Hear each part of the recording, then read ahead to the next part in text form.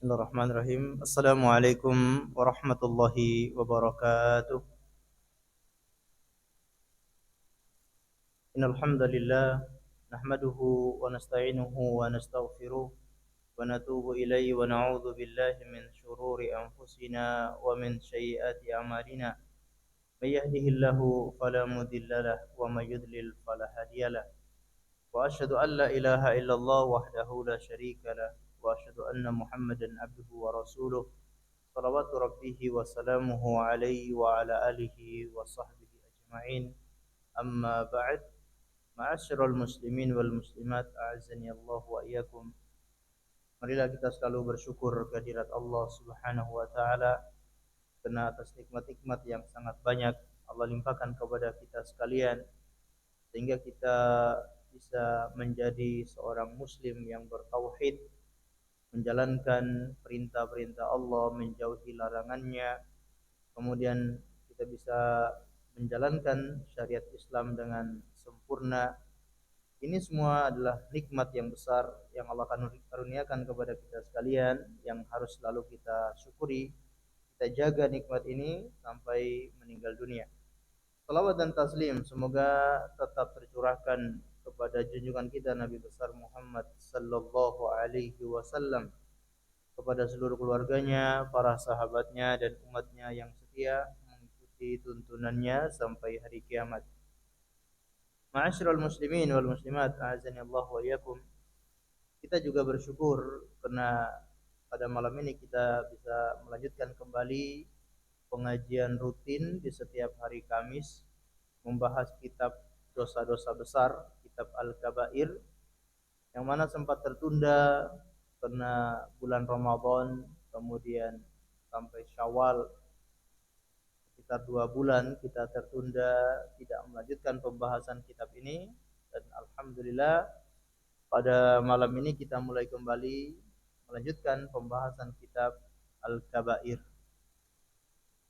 Dan sebelum kita melanjutkan pembahasan kitab Al-Kabair, maka pada kesempatan malam ini sengaja tidak kita langsung membahas bab setelahnya, melainkan pada kesempatan malam ini kita gunakan untuk saling watawasau bil haqqi watawasau bis sabri, saling memberi nasihat, mengingatkan, kemudian memberi motivasi agar selalu menuntut ilmu agama, agar semangat belajar ilmu agama itu terus tumbuh dan tidak berhenti dari menuntut ilmu agama. Maka tema yang akan kita sampaikan pada kesempatan malam hari ini yaitu seputar keutamaan menuntut ilmu agama. Satu hal yang perlu selalu kita sadar bahwa Allah Subhanahu wa taala sudah memilih kita sekalian menjadi hamba-hambanya yang bertauhid, yakni dengan memeluk agama Islam. Kita menjadi orang Islam itu pilihan dari Allah Subhanahu wa taala. Nikmat yang sangat besar, Allah memilih kita sekalian dari sekalian banyak hamba-hambanya, dari sekalian banyak manusia dari zaman Nabi Adam sampai akhir zaman nanti, sampai hari kiamat. Allah memilih kita sekalian termasuk hamba-hambanya yang menjadi orang Islam, hamba-hambanya yang mentauhidkan Allah Subhanahu wa taala. Ini karunia yang besar yang harus selalu disadari oleh setiap muslim. Kita jadi orang Islam itu nikmat. Itu adalah anugerah yang besar. Tidak bisa ditukar dengan nilai, dengan materi sebesar apapun. Seandainya ada yang menukar kamu, saya tukar hidayah Islamnya dengan harta emas 1 lembah atau emas 1 gunung, ditukar dengan Islam, dengan nikmat hidayah ini, maka tidak ada apa-apanya ya nikmat Islam ini dibanding dengan harta itu.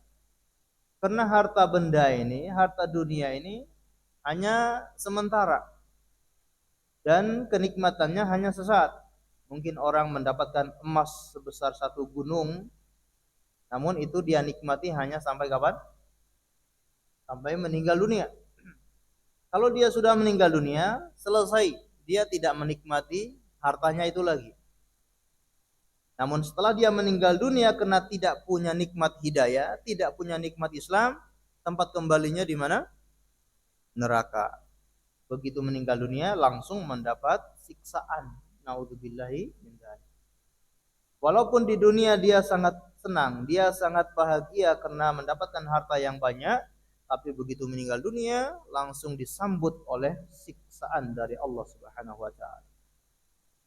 Berbeda dengan orang yang mungkin hartanya pas-pasan.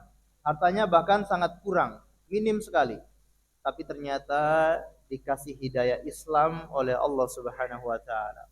Walaupun di dunia mungkin dia sengsara, walaupun dia di dunia sangat susah, tapi begitu karena dia punya keimanan, dia punya keislaman, meninggal dunia langsung disambut dengan nikmat dari Allah Subhanahu wa taala.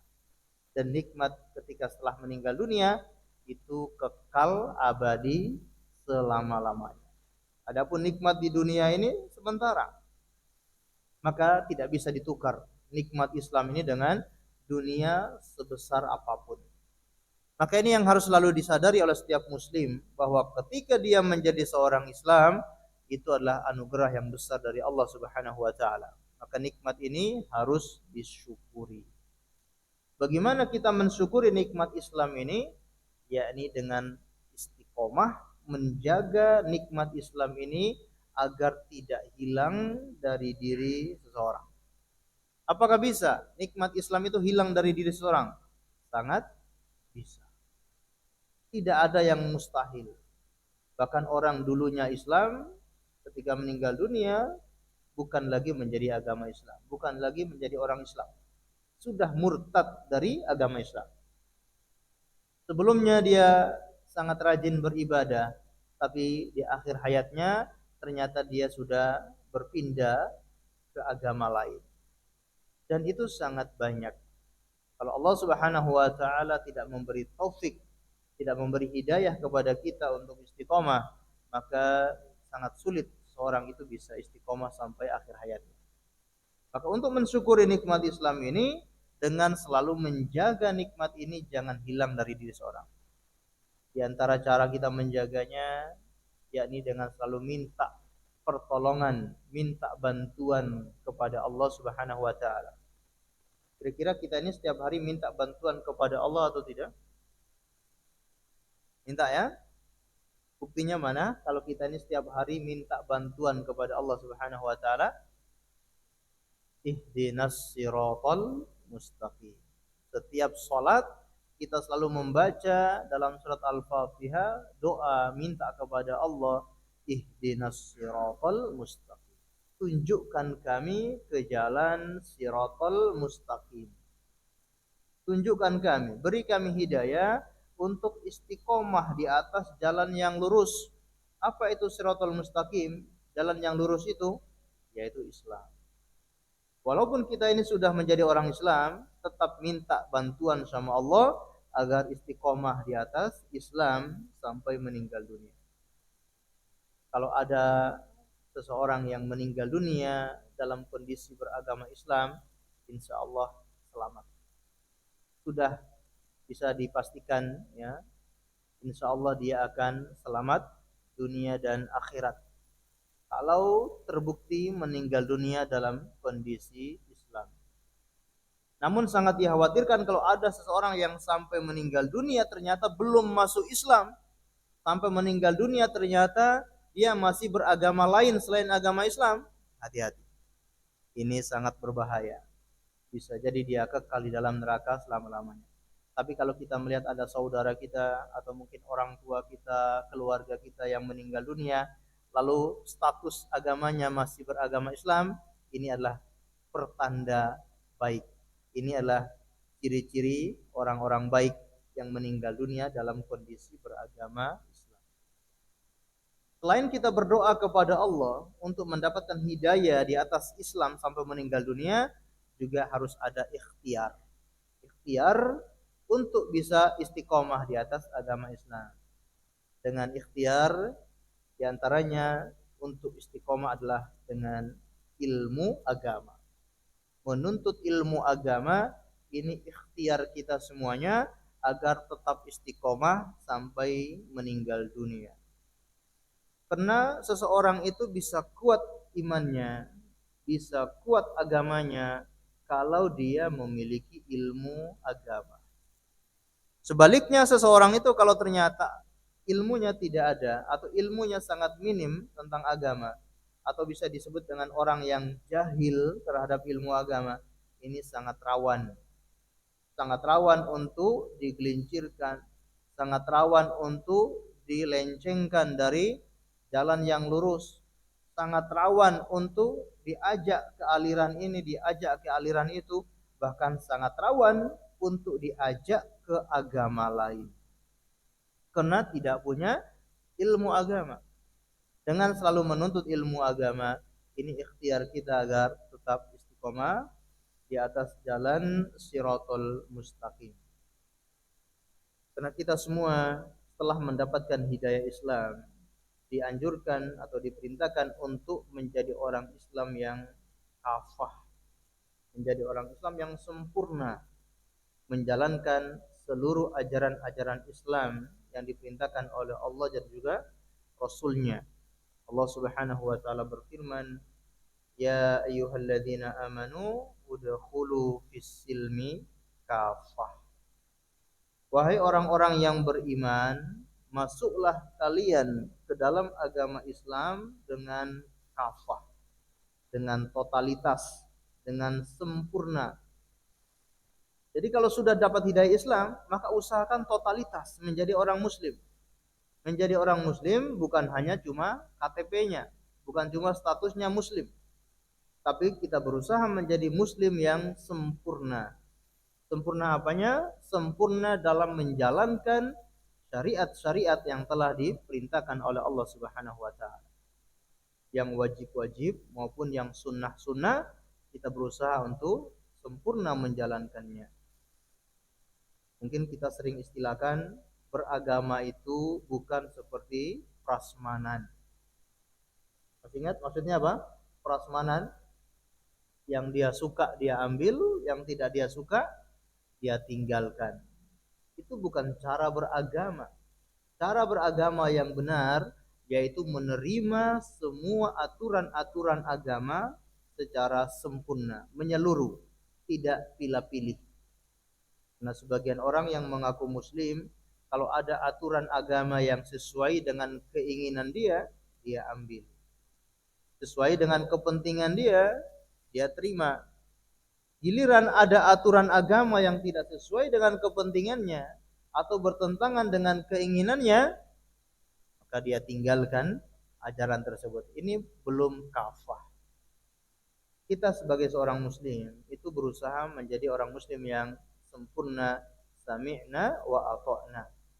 Apapun yang diperintahkan oleh Allah kita berusaha menerima dan menjalankannya. Begitupun apapun yang diperintahkan oleh baginda Rasul sallallahu alaihi wasallam, kita berusaha untuk menerima dan juga menjalankannya. Maka kembali lagi, untuk bisa menjadi orang muslim yang kafah tentunya harus dilandasi dengan ilmu agama. Semua aturan-aturan agama, semua syariat-syariat ini harus dijalankan dengan ilmu. Kalau tanpa ilmu, seseorang tidak mungkin bisa menjalankan agama ini. Karena namanya agama Islam dibangun di atas ilmu. Kenapa kita sangat penting untuk belajar ilmu agama? Karena semua agama Islam ini dibangun di atas ilmu. Segala sesuatunya itu berdasarkan ilmu. Kalau tidak punya ilmu, tidak mungkin bisa menjalankan agama ini. Sehingga menuntut ilmu itu hukumnya apa? Wajib. Utlubul ilm atau talabul ilmi faridatun ala kulli muslimin. Menuntut ilmu itu adalah wajib faridah bagi setiap muslim. Walaupun nanti ada hukum yang berbeda antara orang-orang tertentu dengan setiap muslim yang umumnya. Ada hukum yang wajib bagi setiap muslim, ada hukum yang mungkin sunnah. Tapi secara umum untuk mempelajari agama ini, terutama hal-hal yang berkaitan dengan yang wajib-wajib, berkaitan dengan hal-hal yang menjadi prinsip agama Islam, hukumnya wajib bagi setiap muslim. Belajar tata cara sholat sesuai sunnah Nabi Sallallahu Alaihi Wasallam, hukumnya apa? Wajib. Mungkin seseorang yang mungkin tahun ini akan pergi berhaji, dia sudah mendaftar dan sudah jatahnya tahun ini untuk berangkat haji. Wajib bagi dia untuk belajar ilmu tentang ibadah haji. Atau seseorang yang sedang daftar untuk pergi umroh, maka wajib bagi dia untuk mulai belajar tentang ibadah umroh. Ada seseorang yang mungkin mau berkurban, tahun ini dia sudah niatkan untuk berkurban, maka dia wajib belajar hukum-hukum yang berkaitan dengan kurban. Dan hal-hal prinsip dalam agama, dalam masalah keyakinan, dalam masalah ibadah, dalam masalah akhlak, ini kalau menjadi prinsip wajib untuk dipelajari oleh setiap muslim. Tapi kalau furu' ataupun cabang-cabang dari ilmu agama, maka ini hukumnya tidak wajib bagi setiap muslim. Mempelajari ilmu tafsir, nah ini hanya sebagian orang saja yang wajib, tidak wajib untuk semua muslim. Belajar ilmu pembagian harta warisan, ini tidak wajib bagi setiap muslim, hanya sebagian orang saja. Belajar ilmu tertentu, nah ini tidak wajib. Tapi kalau usulnya, pokoknya agama ini wajib bagi setiap muslim. Ma'asyiral muslimin dan muslimat, a'azzani Allah wa iyyakum. Karena kalau tanpa ilmu, maka amalan seseorang bisa-bisa sia-sia. Dia sudah beramal sangat banyak, tapi karena amalannya itu tanpa ilmu, maka amalannya sia-sia alias tidak diterima oleh Allah Subhanahu wa taala. Kita ambil contoh misalkan rukun Islam. Untuk mengamalkan rukun Islam, namanya rukun Islam itu kan pokoknya agama Islam, rukunnya agama Islam. Kalau tanpa ilmu, rukun Islamnya bisa-bisa cacat. Kalau rukun Islamnya ini cacat, bisa-bisa Islamnya tidak kafah, bisa-bisa Islamnya bahkan tertolak, tidak mendapatkan apa-apa dari Islamnya tersebut. Bahkan bisa jadi dia hanya KTP-nya, hanya statusnya Islam, tapi nanti pada hari kiamat dia digolongkan bukan orang-orang Islam. Naudzubillah min dzalik. Karena untuk menjalankan rukun Islam ini tanpa ilmu agama. Rukun Islam yang pertama apa? Syahadat la ilaha illallah Muhammadar Rasulullah. Untuk menjalankan syahadat saja, rukun Islam yang pertama butuh ilmu. Kalau tanpa ilmu, lalu seseorang salah memahami syahadat la ilaha illallah Muhammadar Rasulullah, bisa-bisa Islamnya tidak sah. Kalau Islamnya tidak sah berarti masih kafir. Mungkin di dunia dia statusnya Islam, kita menganggap dia orang Islam, KTP-nya Islam, tapi nanti di hari kiamat Allah menilai orang ini bukan orang Islam. Allah menilai orang ini orang kafir. Walaupun di dunia dia Islam. Karena tidak paham atau tidak memiliki ilmu tentang syahadat la ilaha illallah Muhammadar Rasulullah. Maka sangat penting seseorang itu belajar tentang syahadat la ilaha illallah Muhammadar Rasulullah. Bagaimana konsekuensinya dari kalimat tersebut. Banyak sekali kaum muslimin yang sangat hafal. Bahkan tiap hari dia membaca 2 kalimat syahadat. Tapi belum tentu Islamnya sempurna. Karena syahadatnya tanpa ilmu. Bukankah dia sudah menghafal? Bukankah dia sudah tiap hari membaca? Bukan cuma itu saja yang dituntut dari kita, tapi kita dituntut bagaimana pengamalan daripada la ilaha illallah Muhammadar Rasulullah. Ada orang yang tiap hari membaca la ilaha illallah, tapi ternyata masih minta-minta ke kuburan, minta-minta ke orang yang sudah meninggal dunia, bah fulan, ulama fulan, atau minta kepada kiai fulan, minta ke kuburannya. langsung minta kepada penghuni kubur itu. Nah, ini berarti belum punya ilmu tentang la ilaha illallah. Orang kalau sudah punya ilmu tentang la ilaha illallah, maka dia serahkan seluruh ibadahnya hanya kepada Allah. Dia tidak mau menyerahkan ibadahnya kepada selain Allah Subhanahu wa taala. Kalau dia faham tentang la ilaha illallah, dia tidak mau bergantung kepada makhluk. Dia tidak mau minta kepada siapapun kecuali kepada Allah Subhanahu wa taala. Pengen mendapatkan kebahagiaan, mintanya kepada Allah. Pengen mendapatkan atau pengen terhindar dari keburukan, dia juga mintanya kepada Allah Subhanahu wa taala. Ini baru orang yang sudah punya ilmu tentang la ilaha illallah. Makanya betapa banyak orang-orang di zaman Nabi Shallallahu alaihi wasallam yang walaupun mereka menyembah Allah, mereka juga beribadah kepada Allah, tapi mereka tidak dianggap orang Islam. Karena la ilaha illallahnya tidak sesuai atau belum menjalankan la ilaha illallah. Orang-orang musyrik di zaman Nabi itu mereka juga menyembah Allah. Mereka juga berhaji, mereka juga berumrah, mereka juga tawaf di Ka'bah, mereka juga kadang minta bantuan kepada Allah Subhanahu wa taala. Tapi dikatakan mereka itu orang-orang musyrik. Kenapa? Di samping minta kepada Allah, juga ternyata masih minta kepada selain Allah. Dan itulah realita kebanyakan orang-orang Islam di zaman sekarang. Banyak yang menyembah Allah, banyak yang berdoa kepada Allah, sholat menghadap Allah, tapi di sisi yang lain ternyata minta rizki kepada selain Allah. Di sisi yang lain menyembelih juga untuk selain Allah.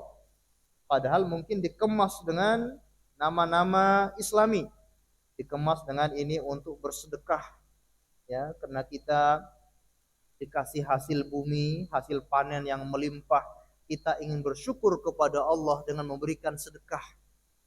Nah, kemasannya kelihatannya Islami sekali, tapi sedekahnya itu kepada siapa? Kepada selain Allah. Sedekahnya kepada penjaga gunung, penjaga tempat ini, penjaga pohon ini. Maka ini semua adalah perbuatan syirik yang akan membatalkan syahadat la ilaha illallah. Dan itu sangat banyak di kalangan kaum muslimin. Itu semua disebabkan kenapa? Belum punya ilmu tentang la ilaha illallah. Kalau orang yang salah dalam la ilaha illallah, sering sekali kita singgung, kalau dia meninggal dunia, maka tempat kembalinya adalah neraka dan dia kekal di dalam neraka selama-lamanya. Kata Allah Subhanahu wa taala, innahu may yusyrik billahi faqad harramallahu alaihi al-jannah wa ma'wahu an-nar wa ma lidh-dhalimin min ansar. Sesungguhnya barang siapa yang berbuat syirik kepada Allah, maka sesungguhnya Allah akan haramkan dia masuk surga dan tempat kembalinya adalah neraka. Tidak ada bagi orang-orang yang zalim itu penolong sedikit pun. Tidak mendapatkan ampunan dari Allah Subhanahu wa taala. Kata Allah Subhanahu wa taala, "Innallaha la yaghfiru ay yushraka bihi wa yaghfiru ma duna dzalika liman yasha." Sesungguhnya Allah tidak akan mengampuni dosa syirik dan Allah mengampuni dosa selain daripada syirik. Walaupun selama hidupnya dia beramal soleh dan amalannya mungkin sangat besar, sangat banyak dia beramal, tapi sekali saja dia berbuat kesyirikan, amalannya itu akan terhapus, hilang seketika bagaikan ranting kering yang dibakar dengan api. Tidak tersisa sedikit pun. Allah Subhanahu wa taala sebutkan itu kepada nabinya Muhammad sallallahu alaihi wasallam. Kata beliau, kata Allah Subhanahu wa taala dalam surat Az-Zumar ayat 65, walaqad uhiya ilaika wa ilal ladzina min qablika la in asyrakta la yahbatanna 'amaluk wa la takunanna minal khasirin. Dan sungguh kami telah mewahyukan kepada engkau dan juga kepada orang-orang sebelummu. Maksudnya apa? Kami telah mewahyukan kepadamu wahai Muhammad, dan juga kami telah mewahyukan kepada nabi-nabi sebelummu. La in asyrakta, seandainya engkau berbuat kesyirikan, la yahbatanna amaluk, maka amalanmu akan musnah, amalanmu akan sirna, amalanmu akan gugur semuanya. Wala takunanna minal khasirin, dan engkau pasti menjadi orang-orang yang rugi. Walaupun amalannya sebesar amalannya baginda Nabi sallallahu alaihi wasallam. Seperti apa amalannya Rasulullah? Amalannya beliau sangat besar. Tidak ada yang bisa menandingi amalannya baginda Rasul sallallahu alaihi wasallam. Amalan yang sangat besar itu, seandainya kalau sekali saja Rasulullah berbuat kesyirikan, dan itu mustahil. Mustahil Rasulullah itu berbuat kesyirikan. Tapi diperingatkan oleh Allah Subhanahu wa taala, engkau wahai Muhammad, kalau engkau berbuat kesyirikan, la yahbatanna amaluk. Amalanmu semuanya akan sirna, sia-sia. Nas'alullah as-salama wal afiyah. Inilah bahayanya kalau tidak punya ilmu agama. Dalam rukun Islam yang pertama saja kalau tidak punya ilmu, itu sangat berbahaya. Dari sini kira-kira penting atau tidak kita belajar? Sangat penting kita belajar memiliki ilmu agar syahadat kita itu betul-betul sesuai dengan apa yang diinginkan oleh Allah dan juga Rasulnya Sallallahu Alaihi Wasallam. Rukun Islam yang kedua, apa kira-kira? Salat. Untuk bisa salat butuh ilmu atau tidak? Kita butuh ilmu untuk bisa salat. Bagaimana kalau orang itu tidak punya ilmu? Apakah salatnya diterima oleh Allah Subhanahu wa taala? Tidak akan diterima salatnya oleh Allah Subhanahu wa taala. Kalau dia salat selama 60 tahun atau dia salat selama 70 tahun, kalau salatnya itu tanpa ilmu, maka selama 70 tahun, selama 60 tahun dia salat, salatnya tidak diterima oleh Allah Subhanahu wa taala. Bayangkan gimana bahayanya itu. Kita sudah selama ini salat, merasa salat kita itu sudah banyak, ternyata salat kita tanpa ilmu. Dan itu pernah terjadi kepada salah seorang sahabat Nabi sallallahu alaihi wasallam. Hal itu dikisahkan oleh sahabat Abu Hurairah radhiyallahu anhu. Kata sahabat Abu Hurairah bahwasanya Rasulullah sallallahu alaihi wasallam suatu ketika masuk ke dalam masjid. Kemudian beliau duduk di dalam masjid. Masuklah seseorang, kemudian orang ini sholat, ya. Lalu selesai sholat, dia menghampiri baginda Rasul Sallallahu Alaihi Wasallam, memberikan salam. Assalamualaikum ya Rasulullah. Selesai sholat, menghadap kepada Rasulullah. Baru mengucapkan salam, langsung diperintahkan oleh Rasulullah, irji' fasalli fa innaka lam tusalli. Wahai fulan, ulangi sholatmu. Kamu itu belum sholat. Orang tadi sudah sholat atau belum? Sudah. Selesai sholat baru menghadap kepada Rasulullah. Tapi begitu menghadap langsung dikatakan, ulangi sholatmu. Kamu itu belum sholat. Padahal baru selesai sholat dikatakan oleh Rasulullah, kamu belum sholat. Maka dia ulangi sholatnya kedua kalinya. Lalu selesai sholat menghadap lagi kepada Rasul. Kata Rasulullah SAW, irji' fa sholli fa innaka lam tusalli. Ulangi sholatmu, kamu itu belum sholat. Sampai 3 kali orang ini mengulangi sholatnya, lalu dia sudah, karena tidak bisa sholat sesuai dengan yang diinginkan oleh Rasulullah SAW, dia mengatakan, wahai Rasul, aku tidak bisa sholat sebagus daripada sholatku ini. Sholatku ini ya hanya seperti ini. Mau diapakan ya sholat saya seperti ini. Nggak bisa sholat seperti yang lain lagi. Aku hanya bisa melakukan sholat seperti yang saya lakukan ini. Ternyata selama ini dia itu sholat seperti sholatnya itu. Berarti kalau selama ini dia sholat modelnya seperti modelnya tadi, kira-kira dia dianggap sudah sholat atau belum? Belum sholat. Bahayanya kalau tidak punya ilmu. Maka diajari oleh baginda Rasul Sallallahu Alaihi Wasallam. Kata beliau sallallahu alaihi wasallam, seandainya engkau ingin idza qumta ila salat fakabbir. Kalau engkau ingin salat, maka mulailah dengan bertakbir, takbiratul ihram. Tsumma iqra' ma tayassara ma'aka minal Qur'an. kemudian engkau membaca apa yang mudah bagimu dari Al-Quran. Maksudnya selesai membaca surat Al-Fatihah, engkau membaca surat-surat yang engkau anggap paling mudah. Summarka hatta tatma'inna rafi'an. Kemudian kalau sudah selesai baca surat, engkau ruku sampai tumaknina, betul-betul tenang ketika ruku. Kalau sudah selesai ruku, engkau bangkit dari ruku, i'tidal juga dengan tenang, dengan lurus. Sampai i'tidalnya sudah sempurna, baru engkau sujud. Sujud pun dengan tumaknina. Begitupun duduk di antara dua sujud juga dengan tumaknina. Faf'al dzalika fi sholatika kulliha. Lakukan seperti itu di semua salatmu. Kata para ulama, ternyata kesalahan orang ini di mananya? Di tumakninah.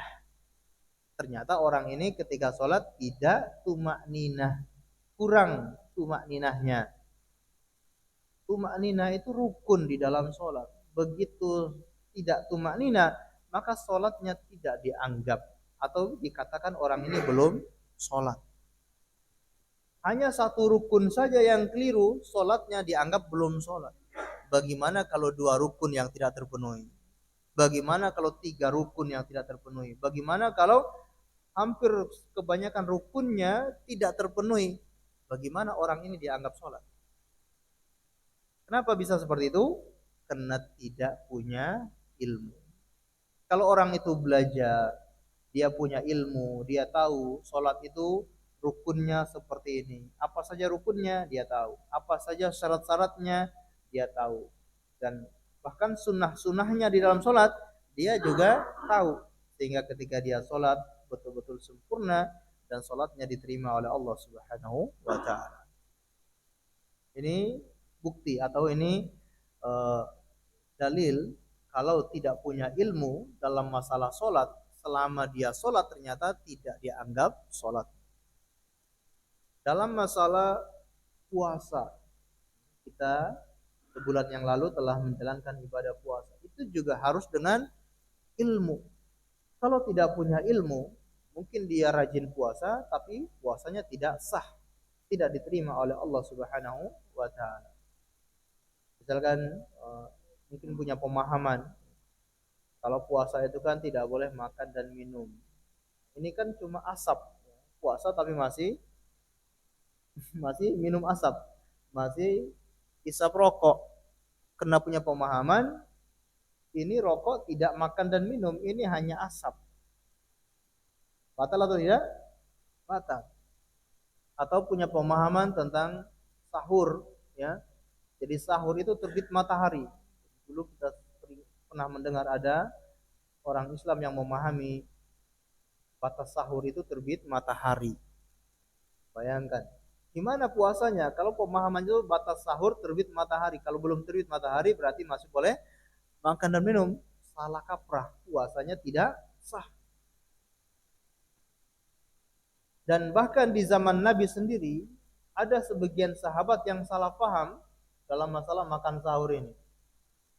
Ketika Allah Subhanahu wa Ta'ala menurunkan ayat tentang batasan makan sahur, yaitu kulu washrabu hatta yatabayyana lakumul khaytul abyadu minal khaytil aswadi minal fajr, makan dan minumlah kalian sampai jelas bagi kalian benang hitam dan benang putih dari waktu fajar. Disebutkan dalam Sahih Bukhari dan juga Sahih Muslim dari Sahal bin Sa'ad, dia berkata, unzilat kulu washrabu hatta yatabayyana lakumul khaytul abyadu minal khaytil aswadi, ya. Kemudian fakana rajulun idza aradu as-shaum rabata ahaduhum fi rijlihi al-khaytal abyad wal khaytal aswad. Seorang di antara sahabat Nabi itu kalau dia pengen berpuasa, maka dia ikat di kakinya benang hitam dan benang putih. Kalau dia belum melihat benang hitam dan juga benang putih, maka dia masih terus makan dan minum. Apalagi di zaman dulu tidak ada penerangan, tidak ada lampu. Bisa melihat benang hitam dan benang putih itu kalau sudah cahayanya mulai terang. Bayangkan, berarti makan sahurnya mendekati matahari terbit. Itu di zaman Nabi. Gara-gara salah paham, gara-gara tidak punya ilmu tentang khaitul aswadi minal khaitil abyadu minal khaitil aswadi minal fajar. Salah paham masalah benang putih dan benang hitam. Di zaman Nabi saja ada yang salah paham, apalagi di zaman kita sekarang ini. Karena belum punya ilmu. Akhirnya begitu ditanyakan kepada Rasul Shallallahu Alaihi Wasallam, beliau mengatakan maksudnya benang hitam dan juga benang putih itu adalah cahaya fajar, bukan benang yang kita ketahui. Begitupun disebutkan, yaitu seorang yang bernama Adi bin Hatim, ya, sahabat Adi bin Hatim ini juga punya kasus yang sama. Beliau meletakkan benang hitam dan juga benang putih di bawah bantalnya. Kalau dia belum melihat benang hitam dan benang putih, maka dia masih makan dan minum. Nah, seperti itu para sahabat kalau tidak punya ilmu. Setelah mendapatkan ilmu dari Rasul, baru mereka paham. Ini masalah puasa. Masalah zakat juga harus dengan ilmu. Tanpa ilmu banyak yang salah paham dalam masalah zakat. Kami pernah ditanya ya, oleh seorang yang mungkin salah paham dalam masalah zakat. Dia memahami zakat itu setiap gaji itu harus dikeluarkan zakatnya 2,5%. Jadi tiap kali dapat gaji dia keluarkan hartanya sebesar 2,5%. Salah paham dalam masalah zakat. Dia kira zakat itu setiap kali dapat gaji. Padahal zakat itu kapan? Kalau sudah mencapai nisab dan mencapai haul, baru dikeluarkan 2,5%. Sampai mengadu kenapa? Tak cukup uangnya. Dia keberatan. Harus tiap kali gaji, gajinya hanya sedikit, tanggungannya banyak. Tiap kali gajian harus mengeluarkan 2,5%. Dan itu ada di kalangan kaum muslimin salah paham. Ini pentingnya kita belajar. Atau ada juga karena tidak tahu masalah zakat, hartanya bertumpuk-tumpuk, tidak pernah dikeluarkan zakatnya. Bahaya atau tidak? Kalau hartanya ditumpuk-tumpuk tidak dikeluarkan zakatnya, berbahaya. Terkena ancaman dari Allah Subhanahu wa taala, alhaakumut takatsur. Celaka binasa orang-orang yang menumpuk-numpuk hartanya. Apakah tidak boleh menumpuk harta? Kata para ulama, boleh seseorang itu menumpuk atau menyimpan harta selagi sudah dikeluarkan zakatnya. Kalau zakatnya belum dikeluarkan, tidak boleh dia menumpuk atau menyimpan harta. Nah, kalau selama ini dia tidak tahu masalah zakat, cuma dia bisa tahu simpan, dia tumpuk hartanya, kalau tidak dikeluarkan hartanya, maka sebanyak itu dia terkena ancaman, yaitu kebinasaan, kehancuran, dan juga kecelakaan dari Allah Subhanahu wa Ta'ala. Dan itu juga masih banyak kaum muslimin yang tidak paham masalah zakat, sehingga hartanya sudah mencapai nisab, sudah mencapai haul pun tidak dia keluarkan zakat. Pentingnya kita belajar ilmu agama. Dalam masalah apa lagi? Masalah berkurban. Misalkan di zaman Nabi SAW ada juga orang yang dengan pemikirannya dia, kalau berkurban setelah sholat Idul Adha itu kan dagingnya masih lama, ya. Dia pengen selesai sholat langsung menyantap daging kurban. Apa yang dia lakukan? Sebelum sholat pada subuh dia sudah sembelih hewan kurbannya. Dia sembelih, dia masak. Begitu dia sholat, dia undang Rasulullah SAW bersama sahabat yang lain untuk datang makan daging kurban. Apa kata Rasulullah SAW? Ini hanya daging biasa. Ini tidak dianggap kurban. Kenapa? Karena tidak sesuai ilmu. Kurban itu dilakukan setelah sholat Idul Adha. Ini di zaman Nabi saja ada orang-orang yang salah paham seperti itu. Karena tidak punya ilmu. Nah, ini semua ma'asyiral muslimin dan muslimat azanillahu wa iyyakum. Pentingnya kenapa kita itu harus belajar ilmu agama dan kita memiliki ilmu agama. Dan orang yang belajar ilmu agama tentunya punya keutamaan yang sangat besar. Insyaallah akan kita bahas sedikit tentang keutamaan orang-orang yang menuntut ilmu agama setelah kita mendengarkan azan insyaallah.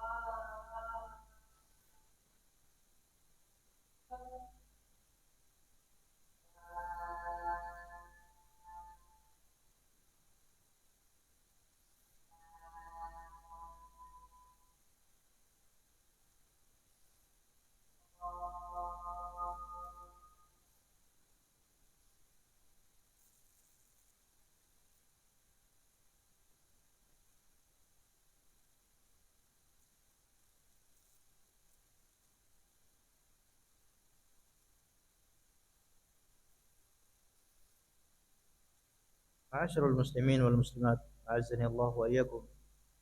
Di antara keutamaan orang yang belajar ilmu agama.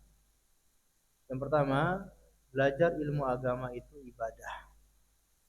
Jadi jangan kita menganggap ibadah itu hanya sholat, ibadah itu hanya berpuasa, puasa sunnah atau sholat sunnah, atau ibadah itu hanya bersedekah, berinfak.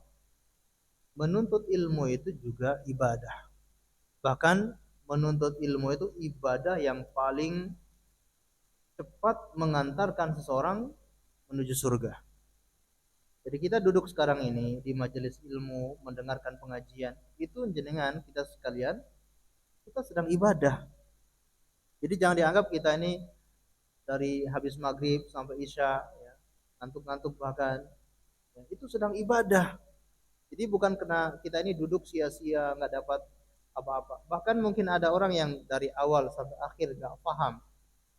Seandainya mungkin kajiannya berbahasa Arab, mungkin dia waktu umroh, kemudian di sana di Masjid Nabawi atau di Masjidil Haram diadakan pengajian dari awal sampai akhir bahasanya apa?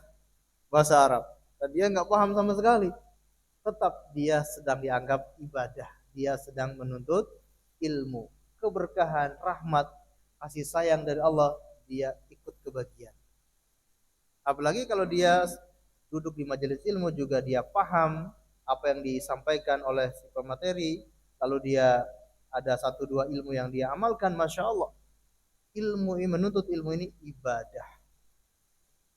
Jadi jangan dianggap bukan ibadah. Kalau namanya ibadah, pahalanya besar. Dan tadi kita katakan yang paling cepat mengantarkan seseorang menuju surga yaitu ilmu agama. Sering sekali kita bacakan hadis yang disampaikan oleh baginda Rasul SAW, man salaka tariqan yaltamisu fihi ilman sahhalallahu lahu bihi tariqan ilal jannah. Barang siapa yang menempuh jalan untuk menuntut ilmu agama akan dimudahkan jalan menuju surga. Jalan kebaikan itu sangat banyak.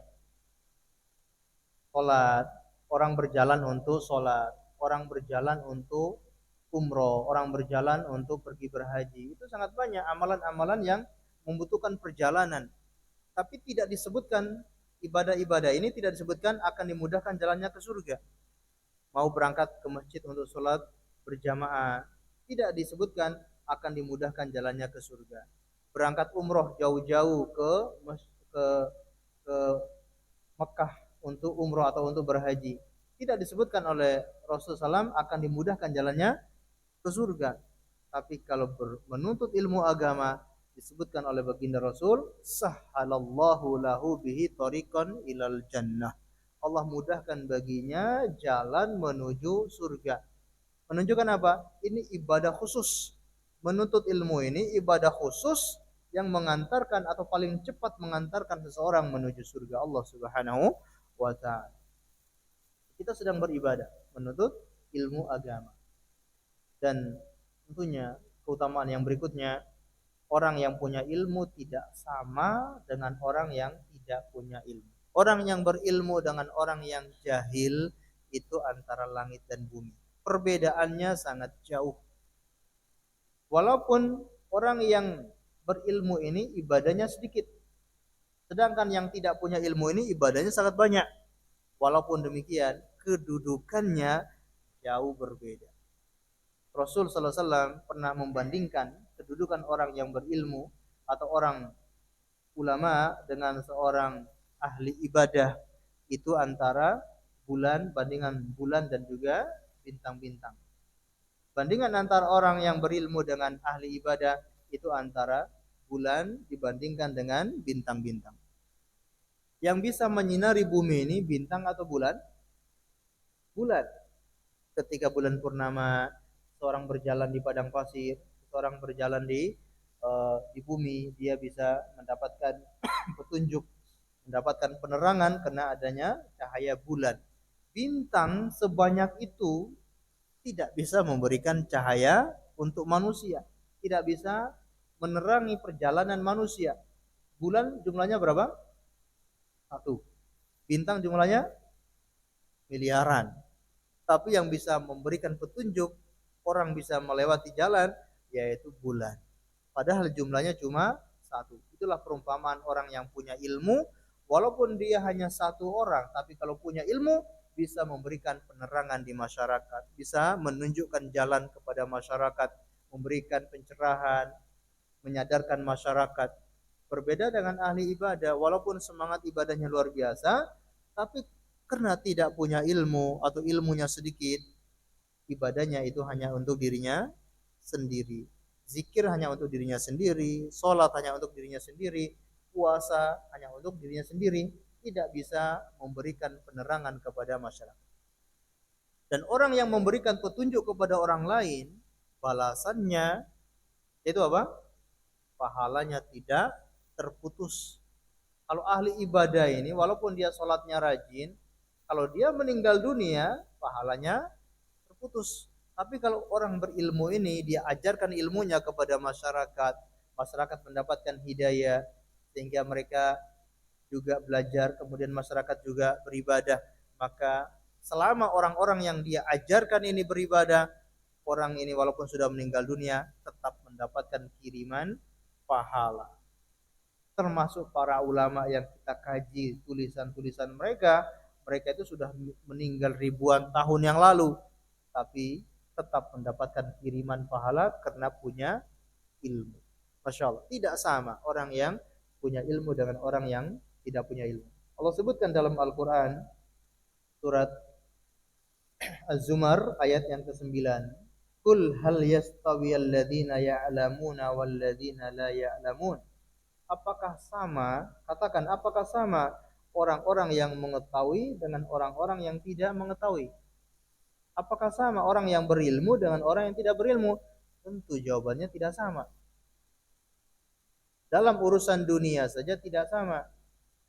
Ya, orang yang punya ilmu dalam kehidupan dunia ini berbeda dengan orang yang tidak punya ilmu. Orang yang punya ilmu ya, dalam kehidupan dunia biasanya itu gimana? Dihormati. Ya, Pak ya? Mendapatkan kedudukan di masyarakat. Ini dalam urusan dunia. Walaupun bukan ilmu agama, orang yang punya ilmu lebih dihormati. Untuk masalah pekerjaan, orang yang punya ilmu juga pekerjaannya lebih bagus daripada orang yang tidak punya ilmu. Ini baru urusan dunia, tidak sama. Apalagi kalau sudah masuk ke dalam alam kubur. Kalau sudah masuk ke alam kubur, orang yang punya ilmu, tadi kita katakan pahalanya terus mengalir. Orang yang tidak punya ilmu bisa-bisa malah disiksa di dalam alam kubur. Belum lagi nanti pada hari kiamat, orang yang punya ilmu, mereka akan berjalan dengan tegap. Sedangkan orang yang tidak punya ilmu, karena mereka jahil, mereka berjalan, digambarkan wajahnya tersungkur, ya, berjalan dengan wajah-wajah mereka. Kata Allah Subhanahu wa taala, "Afamay yamshi mukibban ala wajhihi ahda ammay yamshi sawiyan ala siratim mustaqim." Ya, amman yamshi, apakah orang yang berjalan dengan wajah mereka lebih mendapatkan petunjuk daripada orang yang berjalan dengan tegap di atas siratal mustaqim. Inilah balasan bagi orang-orang yang jahil, karena namanya kejahilan lebih dekat kepada kekufuran. Kalau orang sudah punya ilmu, itu bisa dia menjalankan ilmunya, walaupun kadangkala dia belum mampu menjalankan semua ilmunya, tapi kalau sudah punya ilmu, sudah punya modal yang besar. Karena kalau sudah punya ilmu, butuh satu langkah lagi, yaitu mengamalkan ilmu. Tapi kalau tidak punya ilmu, tidak mungkin dia mengamalkan ilmu sama sekali, karena tidak punya ilmu. Dan masih banyak lagi keutamaan orang-orang yang menuntut ilmu. Mudah-mudahan kita terus mendapatkan hidayah untuk tetap belajar. Sampai kapan? Sampai masuk ke dalam liang lahat, ya. Utlubul ilm minal mahdi ilal lahdi. Tuntutlah ilmu dari ayunan, dari bayi sampai meninggal dunia. Allah alam bisawab. Barangkali cukup sekian yang bisa kita sampaikan untuk kajian perdana ini setelah liburan. Mudah-mudahan bisa bermanfaat bagi kita semuanya. Untuk kajian selanjutnya kita langsung membahas kitab Al-Kabair, dosa-dosa besar. Mungkin saja ya, kita akhiri dengan membaca doa kafaratul majlis. Subhanakallahumma bihamdika asyhadu an la ilaha illa anta astaghfiruka wa atubu ilaik. Wa sallallahu ala nabiyyina Muhammad wa ala alihi wasallam. Terima kasih atas segala perhatiannya. Mohon maaf atas segala kekurangannya. Assalamualaikum warahmatullahi wabarakatuh.